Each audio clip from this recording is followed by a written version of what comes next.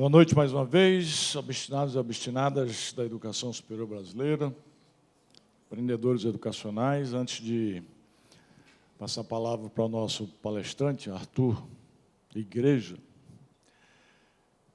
eu quero aqui, mais uma vez, cumprimentar a família Carbonari, Maria Elisa, Juliana, e dizer que Antônio Carbonari foi, para mim, além de um grande amigo, de um grande irmão, meu grande mentor, né? Meu grande modelo.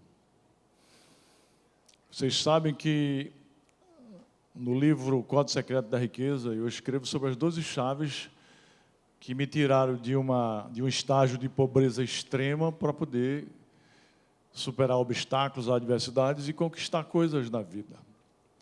E uma delas é a modelagem, né? E foi quando eu conheci Antônio Carbonari, viu, Elisa? Nos anos 99, eu era sócio de uma instituição em Recife, e a minha associei à BMS, conheci Carbonari.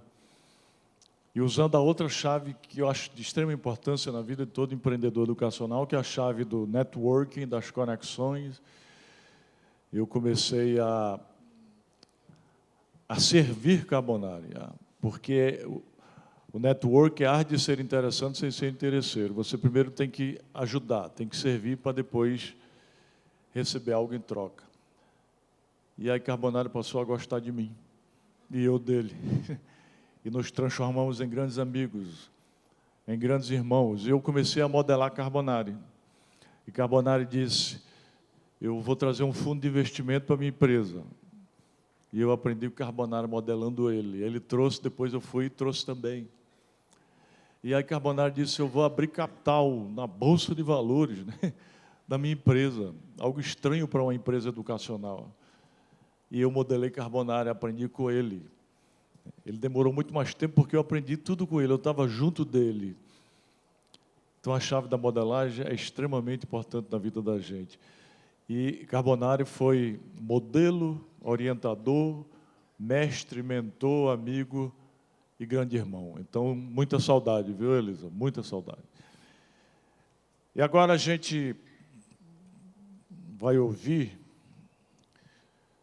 sobre tecnologia na excelência e eficiência da gestão educacional, o Arthur Igreja, né, que ele é especialista em inovação, palestrante internacional, cofundador da AAA Inovação, ao lado de Ricardo Amorim, autor do best-seller Conveniência é o nome do negócio, participa anualmente de mais de 150 eventos no Brasil e no exterior, incluindo TEDx, né?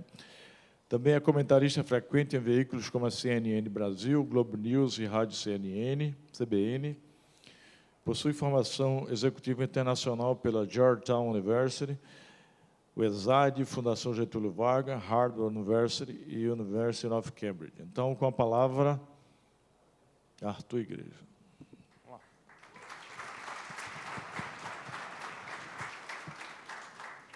Boa noite, pessoal. Posso pedir um favor, ligar aquela luz que estava acesa aqui antes? Acho que fica mais bacana, que eu consigo vê-los também. Bom, vamos lá. Obrigado pelo convite, uma honra estar aqui com vocês. Eu falo sobre inovação, sobre tecnologia, preparei um material bem extenso, vocês vão perceber que eu falo rápido. Para quem não me acompanha, todos os dias lá nas redes sociais tem novidades sobre esses temas, as entrevistas, as minhas inquietações. E só para tirar uma dúvida do caminho, para quem não me conhece, o Igreja é só um sobrenome português, então não vim abençoar o evento nem nada do tipo, tá? Dito isso, obrigado. Dito isso, eu acho que isso fica mais a cargo da irmã que está ali. Então, mas dito isso, vamos lá. Eu tenho muita coisa para falar, se o passador me permitir. Bom, vamos lá. Como eu falei, eu falo sobre inovação, né, sobre esses temas e, caramba, tanta coisa acontecendo. Eu vou falar um pouco aqui sobre temas que estão ligados às empresas, que eu acho que são muito relevantes, né, ligados à gestão das empresas, mas muitos dos temas que eu vou falar aqui também tem muito a ver com a educação e as transformações que serão causadas pela inteligência artificial. Então, acho que o primeiro tema, eu trouxe aqui uma metáfora, eu gosto muito de usar essas histórias, né? Talvez a minha maior tarefa, especialmente falando para o grande público na TV todo dia, é tentar descomplicar, é tentar trazer uma forma de aproximar as pessoas, né? Eu dei aula há muito tempo e eu falo que talvez a maior ajuda que eu tive foi ter muitos alunos ruins. E o que eu quero dizer com isso? Porque eu sempre me colocava no papel de que não é que, caramba, esse aluno ele não estava me entendendo. Quer dizer, eu que não estava conseguindo me fazer entender por aquela pessoa. E eu sempre tentava encontrar um exemplo mais próximo, um pouco mais, alguma metáfora, alguma história que chegasse até aquela pessoa. Então, quando eu tento falar sobre inovação, eu uso uma série infindável de histórias. E dias atrás eu me deparei com essa história e falei, caramba, tem tantos ensinamentos aqui sobre inovação, parece uma coisa que não tem nada a ver. Mas dias atrás eu me deparei com a história desse corredor de NASCAR, né? Essa história que se desenrolou em 2022. Tem um documentário lá na Netflix, para quem tiver curiosidade.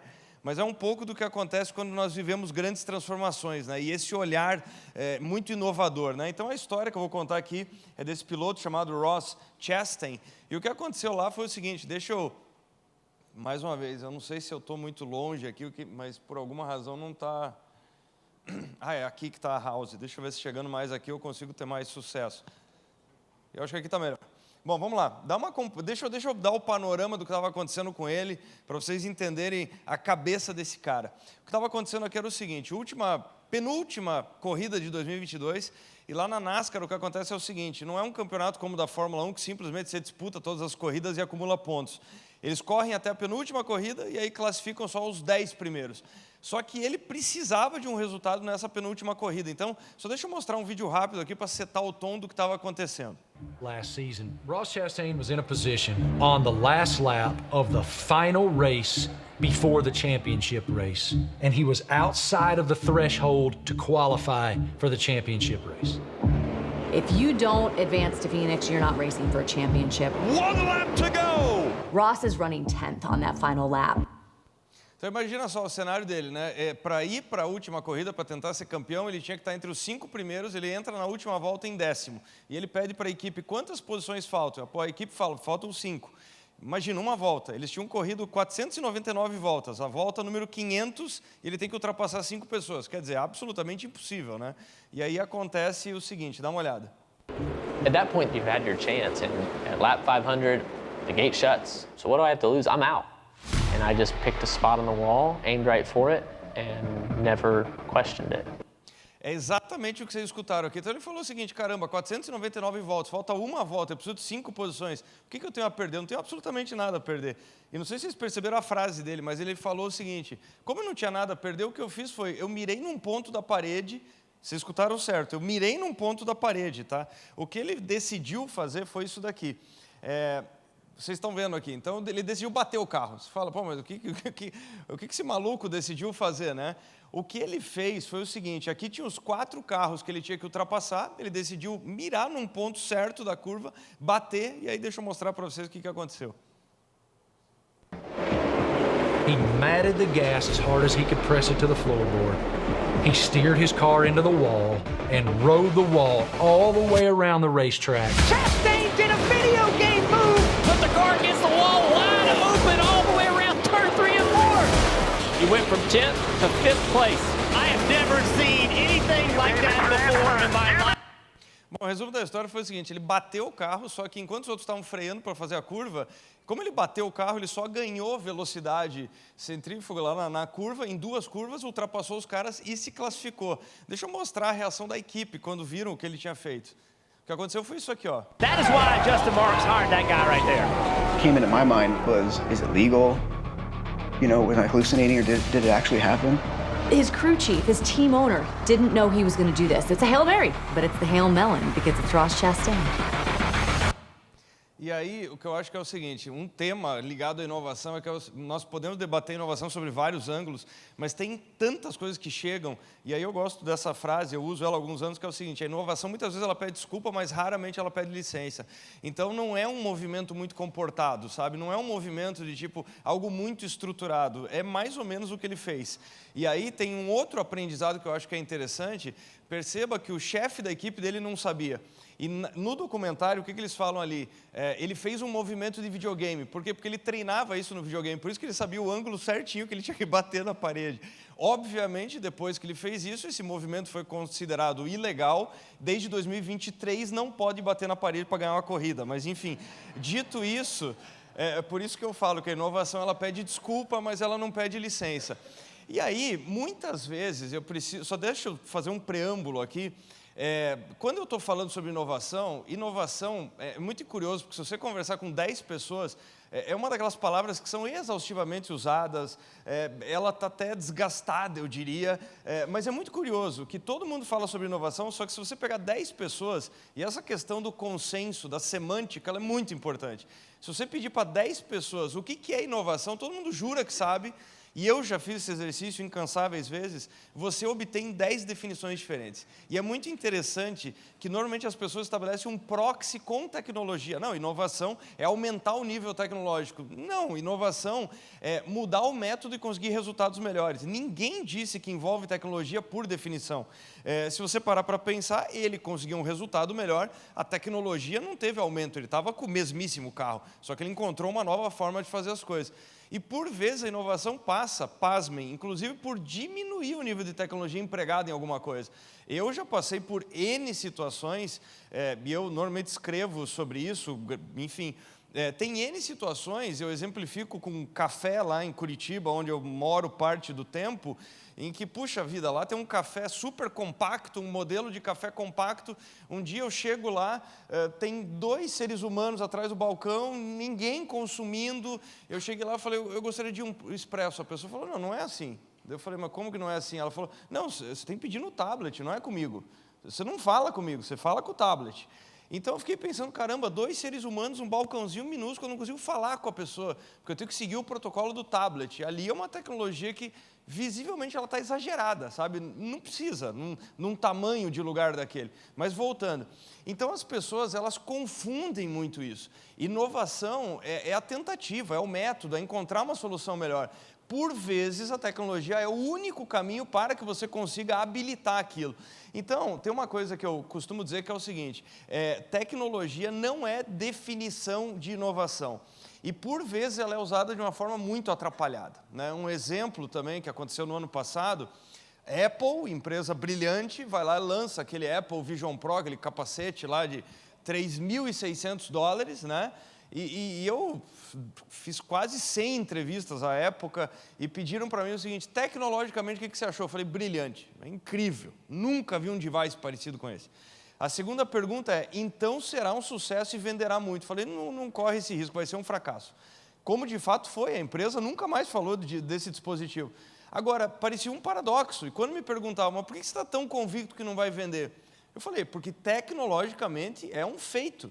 Só que ele não respeita 3 variáveis que, para mim, elas são muito elementares, mas elas precisam ser respeitadas nesse papo sobre inovação, que a inovação ela tem que ser fundamentalmente útil, simples e gerar repetição de uso.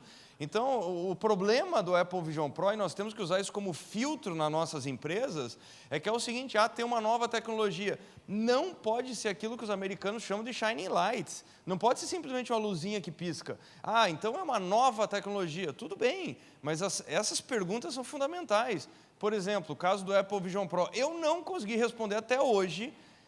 Eu não tive uma situação na minha vida que eu pensei o seguinte, essa situação, se eu tivesse um Apple Vision Pro, não teria acontecido. Então, perceba que é uma solução à procura de um problema. A lógica aqui está completamente ao contrário. É um produto em busca de algum problema para ser resolvido. A segunda coisa é simplicidade de uso, a elegância na simplicidade, que é o mais alto grau de sofisticação. Caramba, um produto pesado, que a bateria dura pouco tempo, não é bem resolvido. E, por fim, tem muita tecnologia, inclusive tecnologias que são propostas para o ensino, que elas são curiosidades. E qual que é a diferença? Curiosidades são coisas extraordinárias que você usa uma vez e depois de 15 minutos você está cansado. Assim como muitos dispositivos de realidade virtual. Então tem muitas pessoas que falam o seguinte, caramba, a realidade virtual é um negócio espetacular. é espetacular por uns 15 minutos e depois passa. Eu, sinceramente, não sou fã.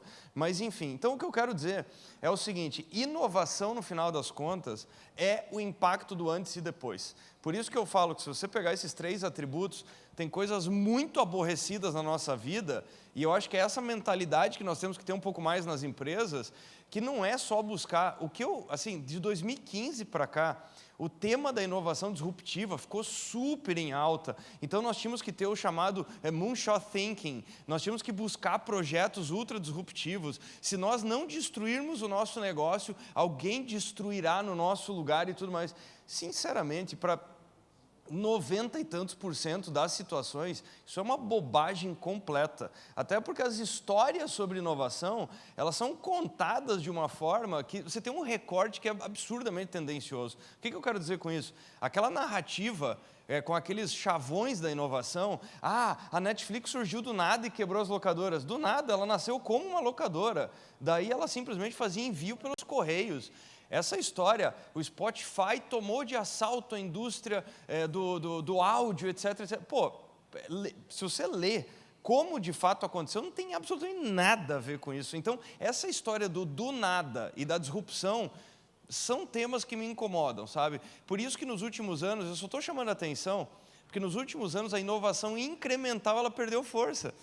Revisão de processo, revisão... Então, uma coisa que eu queria chamar a atenção é que, na minha cabeça, inovação nada mais é do que gestão de portfólio. E gestão de portfólio sob uma ótica de gestão patrimonial. Então, o que eu quero dizer com isso? Veja, se a tua empresa não muda, é o equivalente a guardar, obviamente, fazendo a comparação aqui com o mercado financeiro, se a tua empresa não muda nada, é óbvio que é o equivalente a deixar dinheiro debaixo do colchão que perde poder de compra. Você perde poder de compra com o seu público, tá?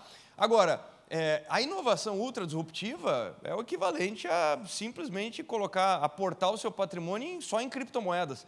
Pode ser que dê tudo certo, pode ser que dê tudo errado. Então, eu acho que a inovação ela precisa ser prudente, ela precisa ter uma carteira de portfólio mesmo, iniciativas que são mais radicais, iniciativas que são mais ponderadas e, sinceramente, eu estudo inovação há muitos e muitos anos. Tem coisas que funcionam bastante bem do jeito que estão. Só que as pessoas hoje têm vergonha de falar isso.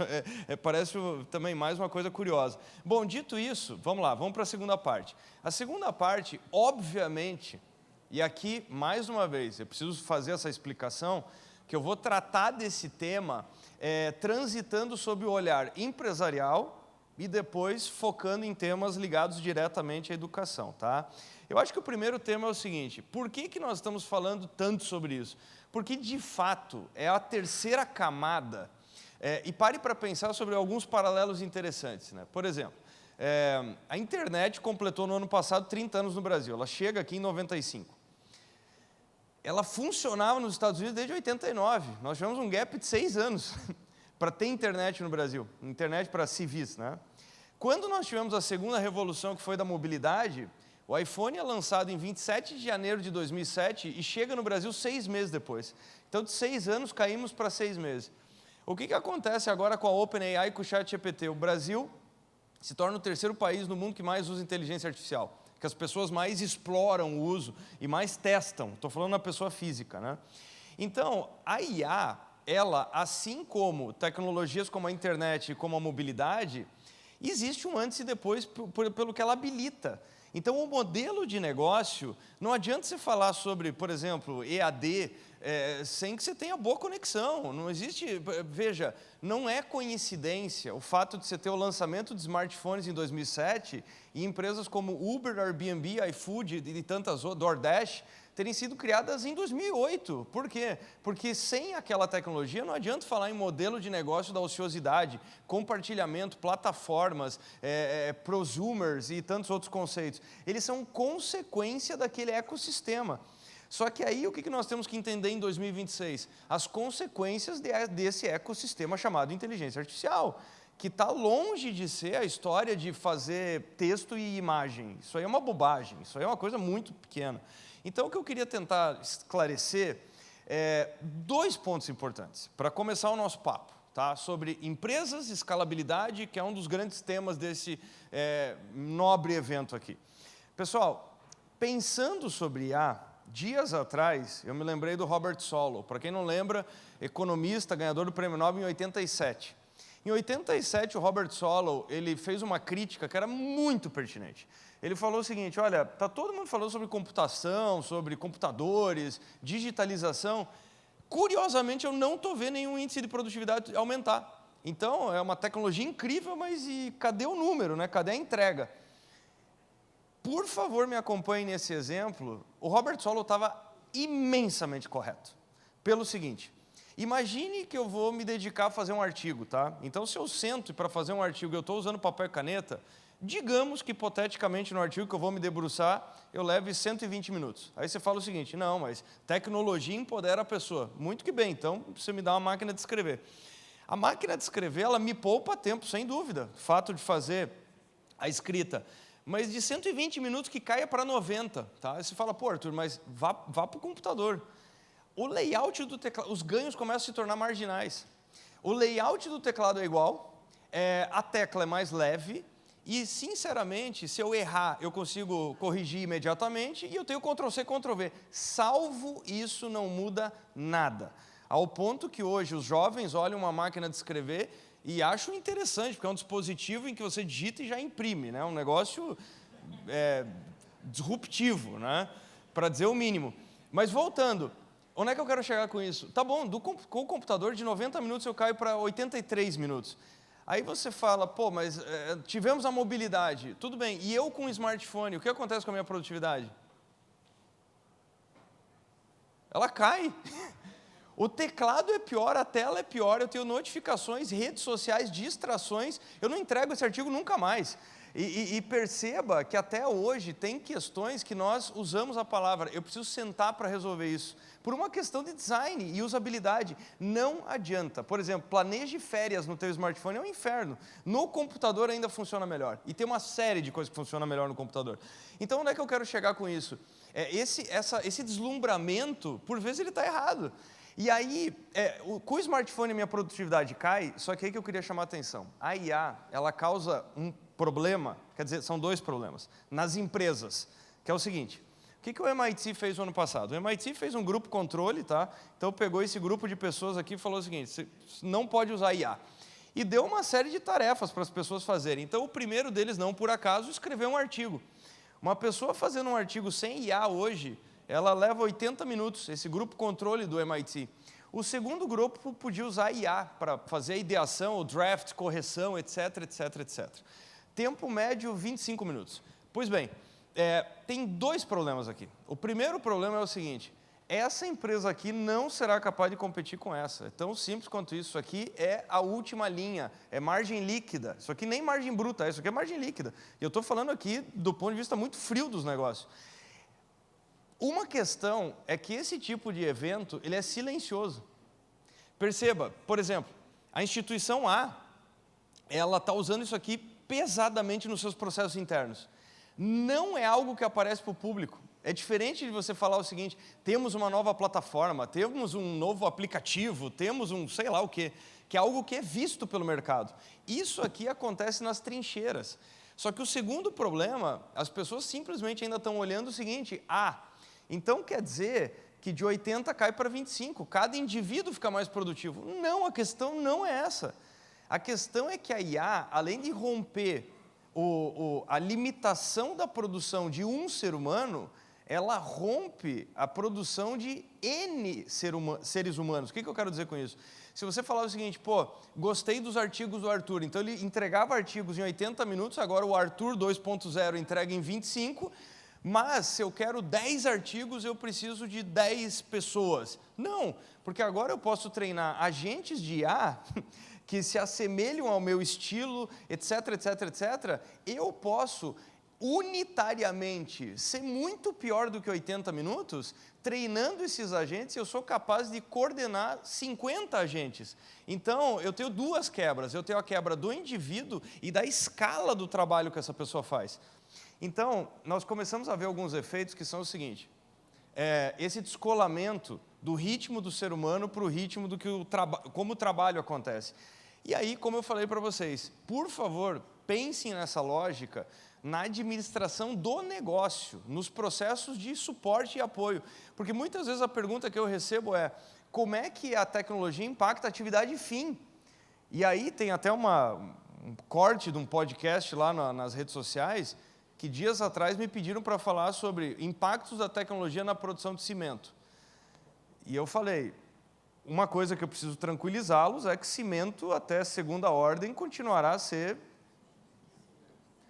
ChatGPT não produzirá cimento. Mas do cimento para trás, a empresa vai mudar por completo. Então, é só pensar em atividades de apoio. E aí o que eu queria chamar a atenção é que é o seguinte, por que eu estou mostrando um nadador aqui? Porque esse tema está ligado à produtividade. E qual que é? Dentro das empresas, então eu estou por um momento extraindo a educação aqui do nosso radar. Qual que é o problema número 1 do Brasil hoje em termos de negócio? É justamente a variável produtividade. O que eu queria chamar a atenção é o seguinte, a nossa produtividade cresce ano a ano em comparação com anos anteriores. Mas quando você compara com o par level internacional, nós estamos nos afastando desde 83.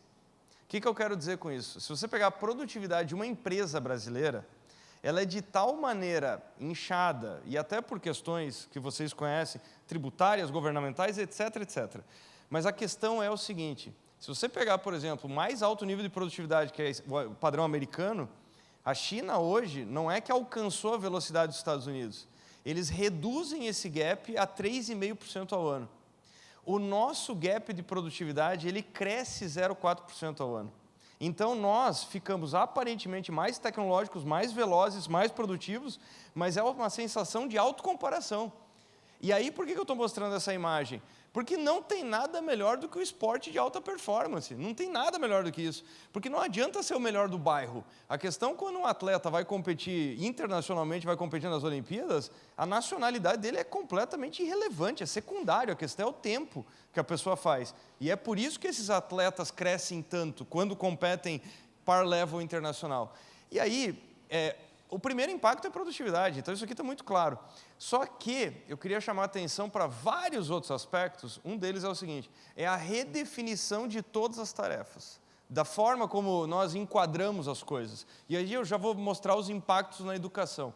Só para dar dimensão, as pessoas ainda estão falando sobre IA generativa, né? Gerar imagem, texto, vídeo, etc. e tal. Aí você começa a falar da IA agêntica, que eu já vou chegar nela daqui a pouco, e a IA física, que é a combinação disso com máquinas, carros, robôs e etc. E aí eu queria pular para 2025. Imagine só a redefinição das profissões, em que velocidade que está acontecendo, mostrando para vocês esse e-mail que eu recebi. Esse e-mail eu recebi em 2025 de uma empresa chamada Lyft Aircraft, uma empresa texana. Eles fabricam eVTOLs, chamados popularmente de carros voadores. Eles me mandam um e-mail dizendo o seguinte, olha, recebemos o clearance da FAA, você quer vir fazer um voo de eVTOL? Eu falei, pô, legal, quero sim.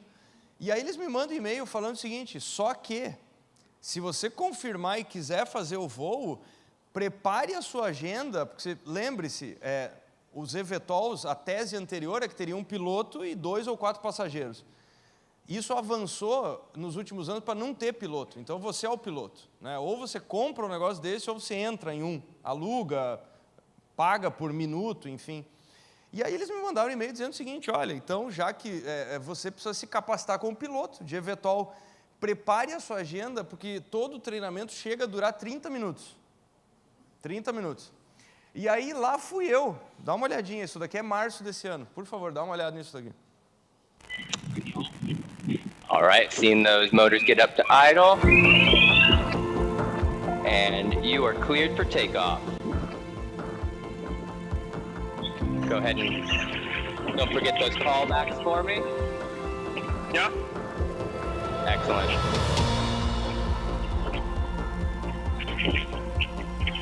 Okay, now find that thumb wheel and thumb wheel up. Oh, nice. You got the rotation going? Okay, excellent. Compounding. Thank you. Now rotate. Bom, as pessoas normalmente perguntam se é seguro. Bom, cá estou. Então, linhas gerais, Só que perceba que o imaginário de você... Eu poderia colocar no LinkedIn lá, piloto, né? O imaginário que nós temos é algo mais ou menos assim. Só que é um pouco frustrante, porque desse imaginário, na verdade, está mais perto disso. Quando eu cheguei lá para fazer o treinamento, que durou, na verdade, 20 minutos... Eu brinco com aqueles drones minúsculos, e quando eu lá cheguei, que eu fui entender a transformação, porque eu falei, caramba, mas esse eVTOL, essa máquina incrível, mas são os controles de um drone, e daí que eles me lembraram, eles falaram, até porque é um drone, né? Só tinha o take-off, o return to base, o subir, o tal. Aí eu perguntei, mas como é que pode ser tão simples? E aí o que eles falaram? Veja, a DJI, quando começou a vender drones em 2013, Phantom 1, são centenas de milhões de drones vendidos no mundo. Então, imagina a quantidade de dados, e a IA aprendeu tudo isso, então eu não tive que aprender sobre ângulo de ataque, sobre a potência do motor, etc, etc. Tudo isso é o quê? É software. Eu simplesmente precisava direcionar para onde eu ia. Então, na verdade, o que está acontecendo, só para dar dimensão, esse paralelo é para mostrar isso daqui. Eu não sei se vocês viram esse número, mas esse número impacta especialmente o ensino superior. O que a PwC mostrou recentemente? A descrição dos cargos, quando uma empresa vai contratar alguém, está mudando na ordem de 25% ao ano. Trate isso como composto. Não é. Então, você falará o seguinte, então você tem uma total reformulação em 4 anos. Não, porque isso é composto no tempo. É um tempo menor ainda. E se você parar para pensar, está totalmente correto, porque assim como eu falei aqui da redefinição do que é ser piloto, pare para pensar o que aconteceu com os desenvolvedores de software. Há 3 anos atrás, um desenvolvedor de software, ele fazia efetivamente software na mão. Você pega o cenário de 2026, dentro da Alphabet, há 1 ano atrás, a IA fazia 25% de todo software dentro do Google. Nesse ano, a IA alcançou 75% de toda a produção de software dentro daquela empresa. Na Anthropic, é 100%. Tá, mas então qual é o papel do ser humano? Ele é um revisor de alto nível, é alguém com muito mais senioridade. Perceba que quando eu pergunto para você, puxa, eu vou contratar alguém para trabalhar com marketing, criação de peças. Até 3 anos atrás, a pergunta é, será que a pessoa sabe mexer no Adobe alguma coisa, no Canva alguma coisa? Para quem não brincou com isso ainda, você pega um sistema como o Claude, da Anthropic, ele conversa com todas essas ferramentas, e quando você pede uma peça publicitária, ele já produz no mesmo fluxo que você pediria para uma agência. Quando você pensa, deixa eu trazer um outro exemplo para vocês. Esse segundo bloco eu chamo de competências redefinidas.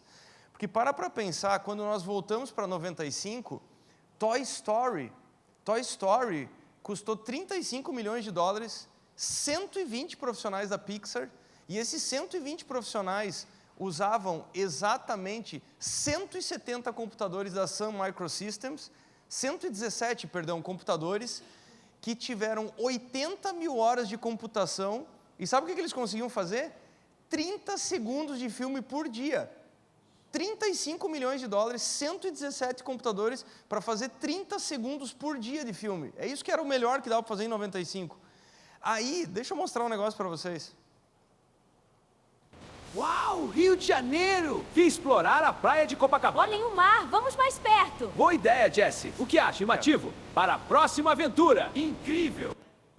O que eu acho mais incrível é o seguinte, isso aqui eu fiz ontem às 11 da noite, me custou, eu uso uma ferramenta que me custa $15 por mês.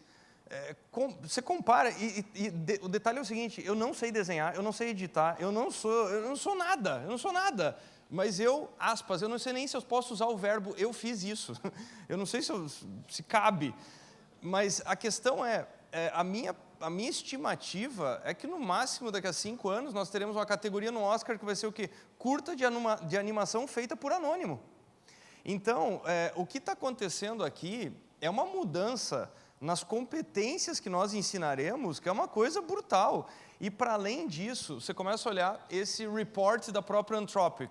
A Anthropic fez um estudo falando impactos da tecnologia, principalmente a IA, atualmente na formação e no mercado de trabalho. Primeiro achado deles, o primeiro achado deles é isso daqui, ó. Nesse momento, fotografia de 26, tá? Março de 26. O que vocês estão vendo em azul é o que já tem de tecnologia pronta, em termos de IA, para aplicar nas empresas. O campo vermelho aqui é o que nós já usamos, ou seja, nós não estamos nem fazendo cócega nisso ainda. Só que eu queria chamar a atenção para essa foto. Você fala, o que essa foto tem a ver com aquele estudo da Anthropic? E aí eu vou externar para vocês uma das minhas maiores preocupações para esse evento aqui. Essa foto, ela está lá no Smithsonian, em Washington, e o nome dessa foto chama-se The Paperboy. Isso daqui ilustra aquela América pós-Segunda Guerra, em que você tinha toda uma pujança industrial, a formação dos subúrbios, tudo parecia muito organizado, aumento na produtividade, e o garoto está fazendo a entrega do jornal em troca de algumas moedas. Pois bem, avancemos no tempo, chega a internet, não tem mais entrega do jornal, e aí, qual que é o paralelo aqui? O que nós teremos que endereçar nos próximos anos, aliás, imediatamente, se vocês forem levar uma coisa desse papo, talvez seja os próximos 2 minutos, é que é o seguinte, o grande desafio vai ser o seguinte, não tem mais o paperboy. Só que isso está acontecendo com a economia do conhecimento, na nossa frente. Pelo seguinte, na mesma medida que não tem mais o paperboy, as pessoas se prepararam nos anos 90. Lembra que o Robert Solow falou dos computadores? Nos anos 90, as pessoas orgulhosamente falavam que elas tinham se capacitado em pacote Office. É raro hoje alguém colocar isso no currículo, né? Seria estranho, mas a pergunta é o seguinte, as pessoas começaram a entrar nas empresas nos últimos tempos para fazer relatórios, planilhas, textos, apresentações, revisões, preparações, etc, etc. Pergunto, qual que é o prato cheio para a IA nesse momento? Ela é um super estagiário. Então, a IA ela não rouba empregos, mas ela sobe a água de tal maneira em que o mercado está precisando de pessoas, assim como aconteceu com os programadores, ninguém mais programa. E aí, dias atrás, eu fiz um evento e veio um rapaz e me perguntou o seguinte, Arthur, fui pego no contrapé. Programador, salários dolarizados, alta escassez no mercado, eu achei que eu tinha dado um tiro certo. E agora a IA faz absolutamente tudo que eu faço. Devo trocar de curso? 3 anos atrás ele tinha certeza que ele tinha achado a mina de ouro. E eu falei para ele, não, a questão é que você vai ser um gestor disso tudo, só que o nível de senioridade é outro. Só que daí a grande pergunta, e que a Anthropic coloca isso no estudo, a Anthropic coloca isso daqui. Não encontramos evidência de falta de empregos, mas nós encontramos evidências de impacto naqueles que estão procurando o primeiro emprego. Porque como a água subiu e as empresas precisam de mais senioridade, a pergunta é como alguém se torna sênior sem nunca ter sido júnior? E aí, essa água não vai parar de subir. E nós começamos a ver alguns efeitos que são o seguinte, não sei se vocês sabiam disso, mas há 1 mês atrás saiu um estudo mostrando, para surpresa de 0 pessoas, sabe qual que é a geração que mais tem resistência a tudo que está acontecendo tecnologicamente, especialmente a IA? A geração que mais tem raiva de IA é a geração Z, especialmente a geração Z, alfas e Zs, porque eles estão falando o seguinte, bem na minha vez, porque aconteceu o seguinte, para pensar, nós saímos de 76% da população no campo em 1870, em que campo não era pilotar drone e tratores com ar-condicionado, era um outro papo. Do campo nós fomos para a indústria também não era torno, CNC e inteligência artificial, trabalho muito bruto.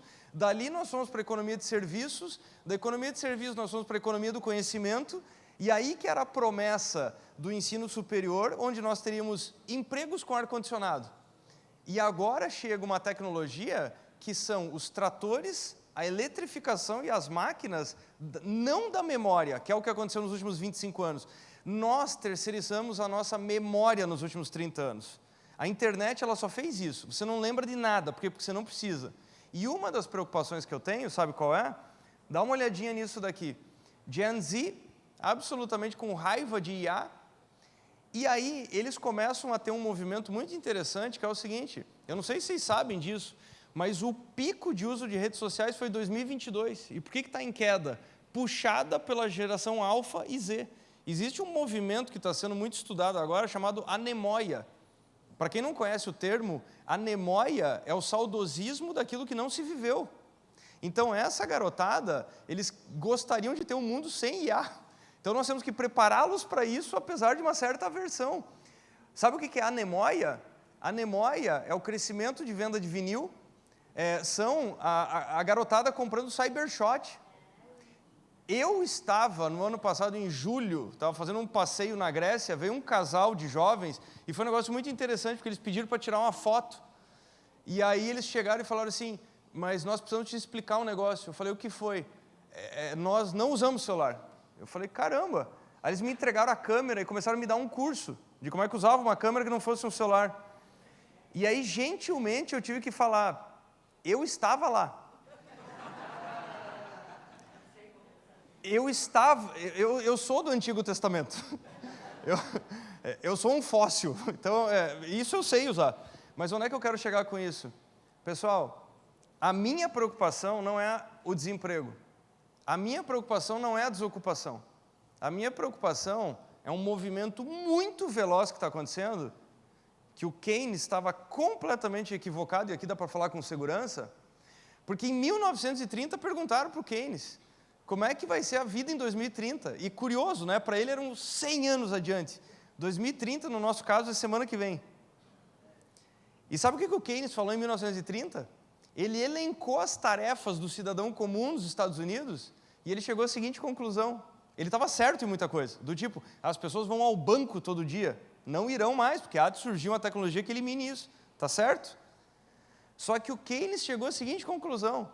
Haverá tanta tecnologia em 2030 que o cidadão médio, no pior dos casos, vai trabalhar 14 horas por semana. Eu não sei como é que tem sido a semana de vocês. Oi?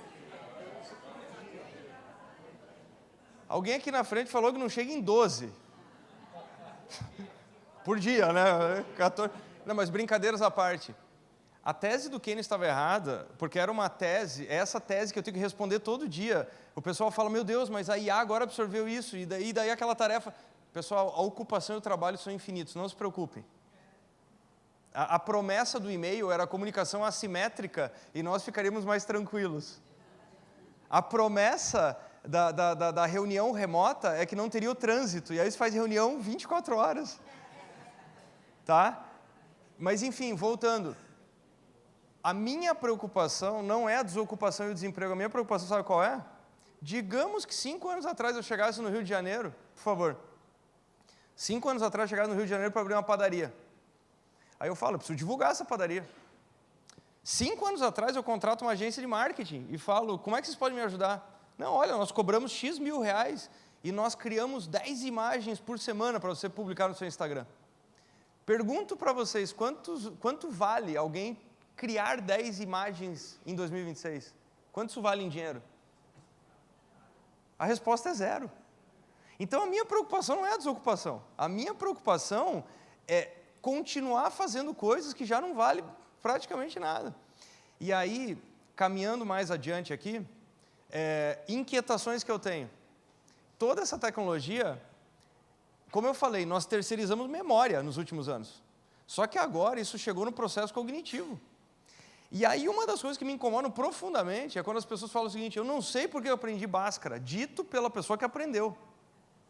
Nunca usei regra de 3 na minha vida. Pois bem, regra de 3, a pessoa aprendeu para entender as proporcionalidades do mundo, não é para fazer todo dia. E aí o que me incomoda é o que eu chamo de dilema do Waze e da calculadora. Porque agora, quando eu consigo pedir qualquer coisa para uma IA, e eu pulo a etapa de aprendizado, veja, a pessoa aprendeu a somar e multiplicar para diferenciar 2 processos, e se ela colocar na calculadora 10 mais 10 e apertar 100, ela há de concluir que algo está errado. Só que o problema é que agora, por exemplo, a minha ignorância jurídica é infinita. Agora eu posso pegar um documento e falar, eu não preciso de advogado. Eu vou no Claude, eu vou no Gemini, eu peço a avaliação de um contrato, e aí eu chego numa situação que é muito interessante. A avaliação da IA pode estar 100% certa, ou 100% errada, e eu não tenho a menor condição de avaliar. Eu vou tomar aquilo como verdade. eu me torno incrivelmente produtivo e perigoso. E aí, nós começamos a ver o seguinte, eu vou dar uma acelerada aqui. Se vocês acham que vocês já viram o que é IA, deixa eu contar a história que mais me assustou nos últimos 12 meses. Se você estiver nos Estados Unidos, lá tem o Operator, tá? OpenAI Operator. $200 por mês para você usar esse negócio, na pessoa física. Você fala, pô, mas é caro, hein? A noção de caro é muito relativa. O Operator, você consegue conectar ele, por exemplo, em telefone. É tipo você entregar um telefone para uma pessoa. Ele consegue fazer ligações, responder WhatsApp, etc, etc. Lá nos Estados Unidos, eu consigo pegar o Operator e falar o seguinte, Operator, quebrou um negócio no teto aqui. Ele vai achar no Rio de Janeiro quem arruma isso, ele vai fazer orçamento, vai negociar, vai marcar, ele vai fazer tudo. Ele só vai te mandar uma mensagem falando, pode ser na próxima segunda-feira às 10 da manhã? E está resolvido. O editor da Wired Magazine, ele diz que ele conseguiu resolver 80% dos problemas mundanos usando isso daqui. E aí, eu queria mostrar para vocês o seguinte, algo que eu vi lá na Inglaterra ano passado. Ano passado eu estava num evento em Londres, e aí me apresentaram essa empresa chamada Payman. Eu nunca tinha ouvido falar. O que está escrito aqui? Habilitamos agentes de IA a fazer movimentações financeiras. Se vocês entrarem no Instagram, está escrito o seguinte, agora os agentes de IA podem pagar pessoas. A lógica, não sei se vocês conectaram as histórias, mas é o seguinte, eu pedi algo para esse cara, para o Cloud Code ou para o Operator, e ele, um projeto inteiro, por exemplo, e ele fala, deixa comigo. Só que ele percebeu numa altura do campeonato que um pedaço ele não conseguia fazer. Ao invés de falar que ele não conseguia fazer, o que ele tentou fazer? Ele tentou subcontratar um ser humano. Por conta. E só não conseguiu porque ele não tinha os recursos. Ele é tipo um adolescente motivado. E aí, uma das preocupações que eu tenho, se vocês não conhecem, entrem nesse site, esse aqui é assustador, isso aqui é uma plataforma. O nome dessa plataforma chama-se Rent a Human. Alugue um ser humano. Sabe o que é esse prompt aqui? Esse prompt não é um prompt para você pedir alguma coisa. Isso aqui é um prompt para a pessoa descrever o que ela faz e como é que a IA encontra ela. Ontem eu estava olhando, por exemplo, tem um rapaz lá de Belo Horizonte que ele coloca, ó, você pode se conectar comigo por tal API, por tal protocolo e tal, e aí chega demanda de trabalho, como se fossem chamadas do Uber. Para exemplificar o que eu estou falando, entrem lá e entrem em serviços e humans. Vocês vão encontrar, por exemplo, tem um senhor que é aposentado lá na Flórida, coincidentemente, que o que ele faz? Ele faz trabalho de documentação. Então, por exemplo, eu peço para o agente de IA resolver um processo imobiliário para mim na Flórida, só que tem um documento que tem que ser lá capturado fisicamente. A IA consegue, por conta, ir lá e contratar esse senhor, ele vai até, aspas, ao cartório local, resolve tudo, digitaliza o documento, volta para a plataforma, e você não ficou sabendo de nada disso. A pergunta é, será que isso aqui não é a uberização máxima? E aí, o que eu queria contar para vocês é que é o seguinte, tudo que está acontecendo é absolutamente, o termo correto é inevitável. Então eu não quero trazer um panorama aqui, que é o seguinte, por exemplo, mas o que isso quer dizer para a educação? Caramba, então é um apocalipse. Não, pelo contrário, eu acho que é exatamente o contrário. São tempos muito interessantes, muito interessantes. Porque, por exemplo, deixa eu dar um exemplo muito rápido aqui. Seria uma contradição incrível eu estar aqui, como vocês devem notar, tem um bocado de ferramentas que eu uso para preparar o meu material, para estudar, para publicar, para fazer o que eu faço. Eu estou tentando entender como é que eu posso me beneficiar disso. Eu preciso usar, eu preciso ter contato com isso. Seria uma terrível contradição eu estar aqui à frente e não estar usando isso. Então, só para dar um exemplo, eu me lembro da época em que eu tinha que anotar absolutamente tudo que estava acontecendo numa sala, né? Só para vocês terem ideia, por exemplo, nesse momento, ao falar com vocês, eu estou usando um dispositivo que está me ouvindo e está conectando em 3 IAs. Amanhã cedo vocês receberão um resumo e um infográfico e dicas de tudo que eu falei aqui hoje. Espero que gostem. Você não precisa anotar nada do que eu estou falando. A IA, tem 3 IAs fazendo isso por você e por mim. E eu faço isso para cada palestra, para cada evento. Vocês vão receber cada palavra que eu falar aqui, o report que vocês vão receber amanhã é totalmente diferente do report da palestra que eu vou fazer amanhã cedo.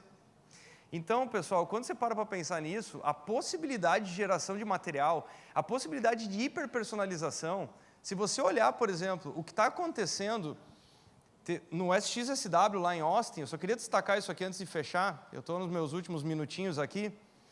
O que deu para ver lá em Austin durante o SXSW Edu? Eles estão usando isso aqui pesadamente, tentando entender, por exemplo, o processo cognitivo e cerebral de cada aluno, e eles aplicaram um algoritmo. Teve um estado que ele estava na posição 45 nos Estados Unidos e começou a usar isso. A resposta neurológica de cada pessoa, poxa, e daí a hipercustomização, porque isso eu consigo fazer em tempo real hoje. Eu posso ter o mesmo conteúdo aqui, por exemplo, eu vou mandar para vocês um report em PDF, mas em última instância, eu poderia criar um agente do que eu falei aqui, e você poderia customizar. Você fala, eu sou uma pessoa mais visual, eu gostaria de um podcast, tudo bem, o output é seu, você configura isso. E eles começaram a fazer esse tipo de coisa, o que aconteceu? Eles saíram da posição 45 e se tornaram o 3º estado mais bem posicionado nos Estados Unidos, usando esse tipo de hipercustomização. Então, acho que é um negócio interessantíssimo.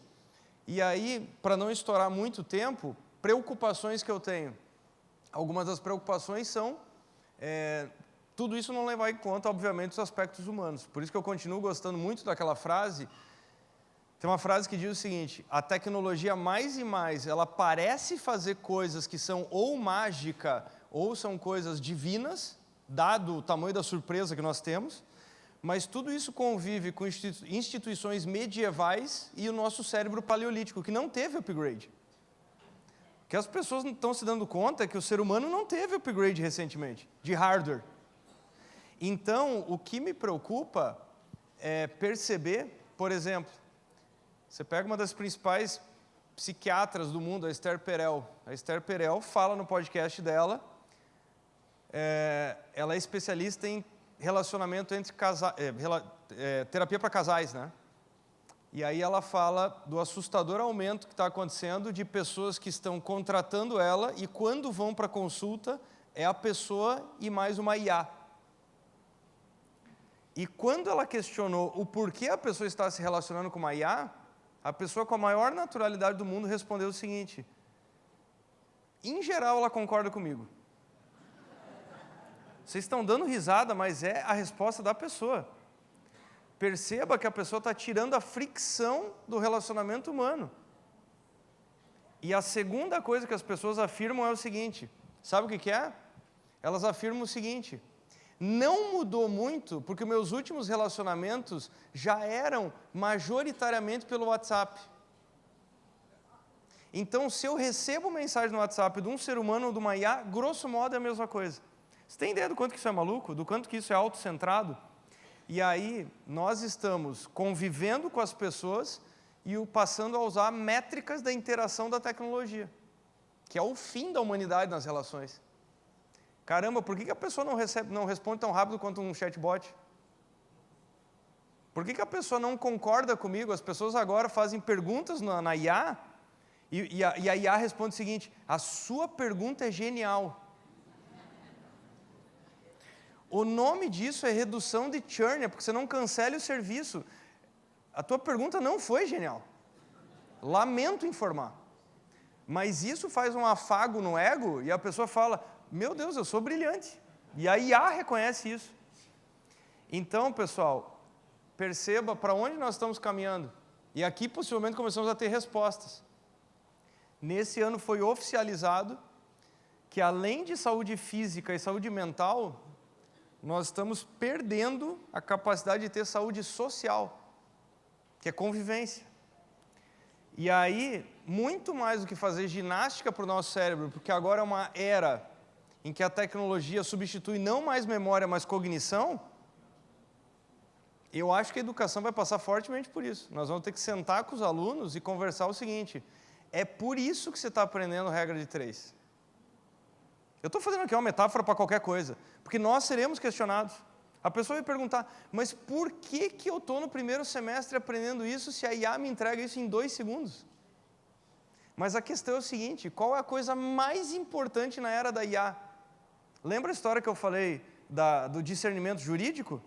A resposta, as 2 respostas beiram a obviedade. Um repertório ainda mais robusto e a capacidade de trazer o lado humano da pessoa, que é uma coisa que eu falei há muitos anos atrás. Eu não tenho medo de robô ocupar espaço do ser humano. O medo que eu tenho é pessoas fazendo coisas robotizadas pelo resto da vida. Então, parte da aflição que acontece hoje, que a pessoa fala o seguinte, meu Deus, mas a tecnologia está invadindo todos os espaços. Caramba, se ela tomar toda a burocracia, eu estou muito feliz com isso. Estou tremendamente feliz. Só que tem gente que está morrendo de medo exatamente por isso, que a pergunta que fica é, e se torcer, o que fica de humano, valioso e raro? Então, pessoal, essas são algumas das inquietações que eu queria trazer aqui. Esse aqui é meu último slide, só para mostrar o que eu chamo de movimento pendular. E o que é movimento pendular? Tudo que eu falei aqui, rapidamente vai se tornar commodity. A grande pergunta é, o que nós vamos conseguir fazer na educação para que não seja o ensino de uma commodity? O que eu estou chamando de commodity? Pessoal, tecnologia, na velocidade da luz se torna commodity. Por exemplo, 96, a tua empresa, a tua instituição, ter um site era um negócio muito incrível. Imagine em 2026, você chegar aqui na 18ª edição, apertar a mão de alguém e falar o seguinte, nós temos um site. Pô, parabéns, né? 2008, nós temos um app. 2026, nós fazemos grandes investimentos em IA. Daqui a 5 anos, vai soar tão mal quanto o site e o aplicativo. Não vai ser diferencial de absolutamente nada, vai ser sobrevivência. Só que daí, para além da sobrevivência, é que fica a pergunta, tudo bem, e o que se tornou raro nessa jornada? Então, acho que essa é a pergunta mais difícil de responder em 2026. Que a pergunta é, com a IA avançando a passos tão largos, que tipo de educação que nós queremos propor? O que vai ser único? O que vai ser... Vai ter alguma resistência ao longo do tempo, alguma perenidade? Está entendendo? Mas, enfim, mais uma vez, além de agradecer o convite, eu queria agradecer a atenção de vocês. Obrigado.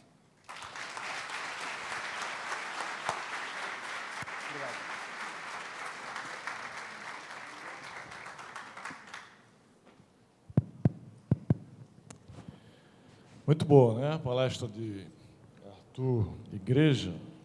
Inicialmente, começou falando sobre a inovação, né? Que as pessoas pensam que inovação é só utilizar a tecnologia. A maioria das pessoas pensam isso, né? E a gente sabe que tecnologia é apenas um dos instrumentos da inovação. Eu costumo definir inovação como fazer a mesma coisa de forma diferente. Você definiu aqui mudar o método e conseguir resultados melhores, né? Mudar o método e conseguir resultados melhores. Eu digo fazer a mesma coisa de forma diferente. Um grande amigo meu, que é de Pernambuco, especialista em tecnologia, ele disse que inovação é a criatividade emitindo nota fiscal. Criatividade emitindo nota fiscal. E eu gosto de exemplificar quando falo sobre inovação também, Arthur. Um videozinho que eu passo, né? Um cego estava pedindo esmola, botou a latinha, né? E botou uma placazinha aqui de lado. Me deu a esmola, eu sou cego. E todo mundo passava e ninguém colocava dinheiro, ninguém colocava moeda, nada. Aí chegou uma garota, pegou aquela placa, virou e escreveu: hoje está um dia maravilhoso, um dia ensolarado. Pena que eu não consigo ver. Aí virou. Daqui a pouco as pessoas passavam, paravam e jogavam moeda, jogava dinheiro. E o cara começou a ver aquilo, né? Aí a menininha voltou, ele pega assim no pé dela: o que você fez? Ele disse: nada. Escrevi a mesma coisa de forma diferente. E gerou o resultado. Isso é que é inovação. Embora a tecnologia seja um dos mais importantes instrumentos de inovação, né? Você falou sobre a disrupção das IAs e as suas preocupações e inquietações. Eu também tenho muitas preocupações, e uma delas, sabe qual é, pessoal? Qual será o futuro dos nossos netos? Ninguém sabe. Ninguém sabe qual será o futuro dos nossos netos por conta da superinteligência digital. E nem saberemos se eles terão futuro. É muito grande as preocupações. Nem saberemos se terão. É meio apocalíptico, né? Apocalíptico, mas o apocalipse existe na Bíblia. Não é letra morta, não, pessoal. Um dia vai acontecer o apocalipse. Então, isso é radical, é trágico, mas é algo que a gente tem que começar a refletir sobre isso. Então, aberta perguntas aí para o Arthur. 3 perguntas. Microfone aí, quem levanta a mão aí para perguntar? Bom, então não tem perguntas. Todo mundo está satisfeito? Muito obrigado pelas suas considerações, suas lições. Eu achei sensacional, viu? Tirar uma foto aqui. Cadê o... O nosso muito obrigado ao professor Janguier pela condução do talk show e também nosso brilhante convidado, Arthur Igreja. E a gente gostaria de trazer uma lembrança do 18º CEBESP para o nosso convidado.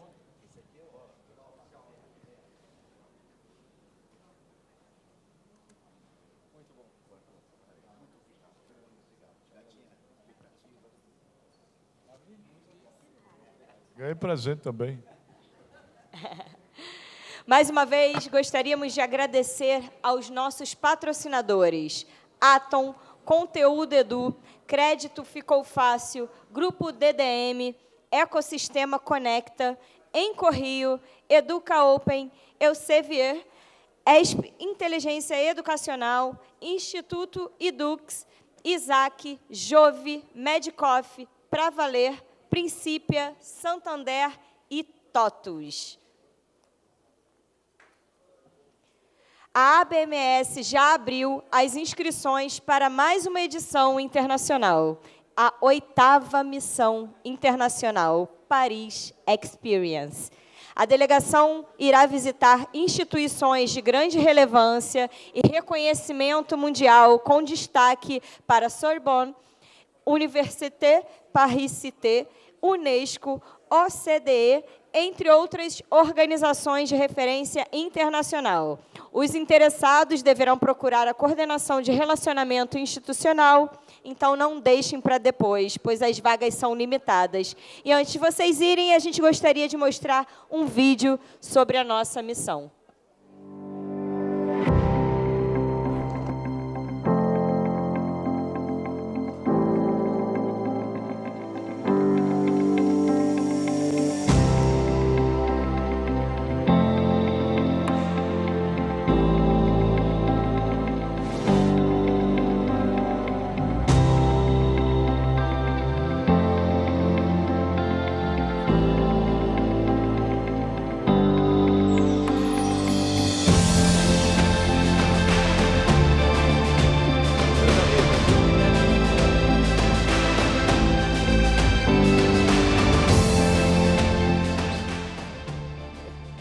Meus amigos, é só para sintonizar vocês com esse vídeo que nós estamos colocando aqui.